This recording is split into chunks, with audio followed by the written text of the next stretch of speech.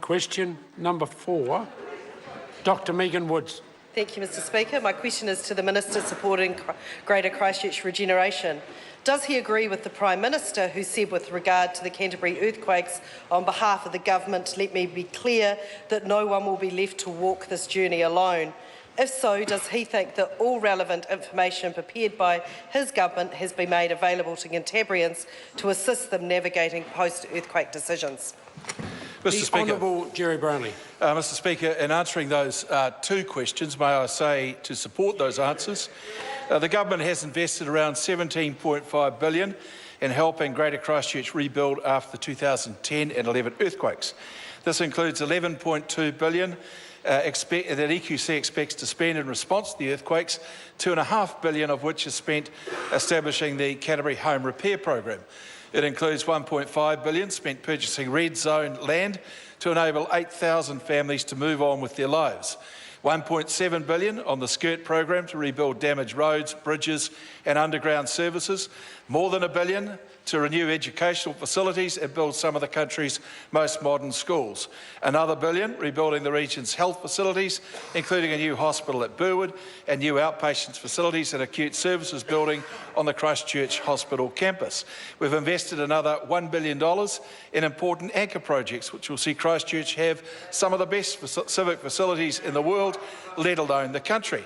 Then there's the establishment of Regenerate Christchurch, which will see an ongoing relationship between the Crown and the Government to ensure that ongoing investment.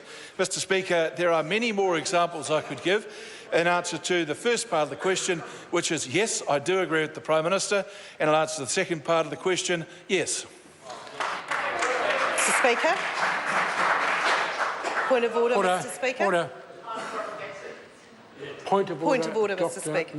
Thank you, Mr Speaker. I seek leave to table an unpublished 82-page booklet, Cash Settling Earthquake Damaged Residential Properties in Canterbury, prepared by MB and Sarah to guide Canterbury homeowners through the cash settlement process. It's undated, but the government failed to release it. Order. The last part is very unnecessary. I will put the leave.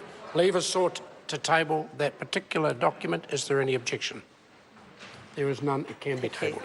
Supplementary question, Mr Supplementary Speaker. question, Dr Megan Woods. Does he agree with the representative of the insurance industry that if this booklet had been published 3 years ago, it would have been extremely useful? In fact, we were crying out for such a resource, and if so, why did they wait years before beginning this resource? The Honourable Jerry Brownlee. Mr Speaker, I don't agree with that insurance company representative, who that anonymous person might be.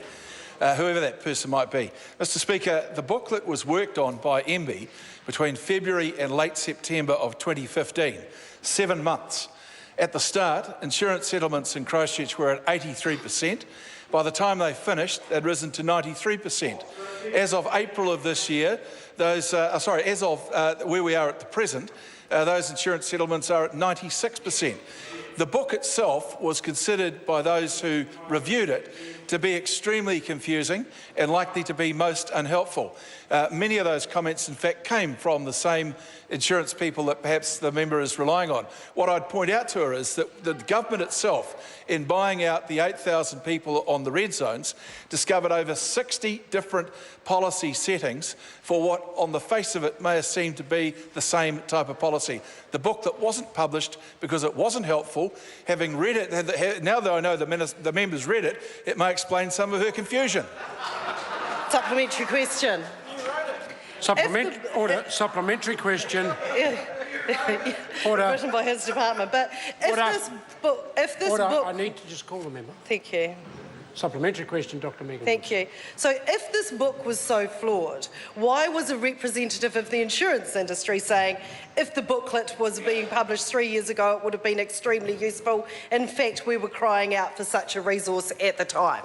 The Honourable Jerry Brownlee. Mr Speaker, I'm regularly told by the member and some of her other party members that insurance companies have acted in a disreputable manner. Why is it that when they claim that is the case, but when they want to say something that suits them, suddenly they're paragons? The reality here is that the settlements at the moment sit at 96.6%. They are continuing. The book was deemed to be confusing and therefore it was not published. Question. Supplementary question, Dr Megan Woods. Will he apologise to the people of Canterbury for bowing to pressure and scrapping a booklet that would have aided them to get back on their feet and get a fair deal? The Honourable Jerry Brownlee. Mr Speaker, given that the book took 7 months to produce and was totally useless, I'm certainly not apologising for it not being published. What I am proud of is that Cantabrians working with their insurers have got to a position where there is a 96.6% settlement rate. What's left are difficult cases, and we're doing what we can to see them settled. Order. Question number 5.